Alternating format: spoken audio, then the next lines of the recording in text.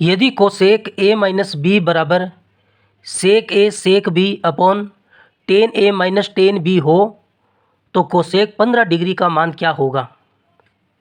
हमें सवाल में क्या दिया है, कोसेक ए माइनस बी बराबर सेक ए सेक बी अपॉन टेन ए माइनस टेन बी। मान किसका निकालना है, कोसेक 15 डिग्री का। तो हमें ए और बी के मान मानने होंगे। माना ए का मान हम मान लेते हैं 60 डिग्री और बी का मान हम मान लेते हैं 45 डिग्री। 60 में 45 को घटाएंगे तो 15 आएगा। तो यहाँ से क्या बनेगा, ये कोसेक ए का मान रख दिया 60 डिग्री और बी का मान रख दिया 45। तो 60 में 45 घटाओगे तो इसका मान 15 डिग्री आएगा। आप 45 और 30 भी रख सकते हैं। ए का मान 45 रखोगे और बी का मान 30 रखोगे तो 45 में 30 घटाओगे तब भी 15 डिग्री आएगा। तो सेक ए का मान कितना है 60 डिग्री, सेक बी का मान कितना है 45 डिग्री, टेन ए का मान कितना है 60 डिग्री माइनस टेन बी का मान कितना है 45 डिग्री। ये वीडियो आप पूरा देखोगे तभी समझ में आएगा।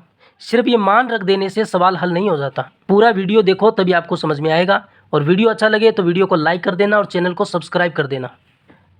तो ये कोसेक कितना बनेगा, 15 डिग्री बन जाएगा। कोसेक 15 डिग्री और इसी का मान हमें निकालना है। सेक 60 का मान कितना होता है, सेक कोस का उल्टा होता है। तो कोस 60 का मान याद कर लीजिए और उसका उल्टा कर दीजिए। कोस 60 का मान होता है 1/2। तो सेक 60 का मान कितना हो जाएगा, 2 हो जाएगा, गुणा सेक 45 कोस 45 का उल्टा है। कोस 45 का मान कितना होता है 1/√2। तो इसका मान आएगा √2। और टेन 60 का मान कितना होता है √3 होता है। फिर माइनस टेन 45 का मान कितना होता है, टेन 45 का मान 1 होता है।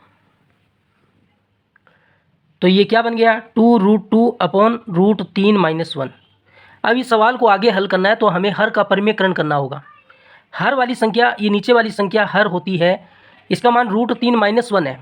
तो हमें क्या करना होता है, ऊपर नीचे गुणा करना होता है सेम संख्या का।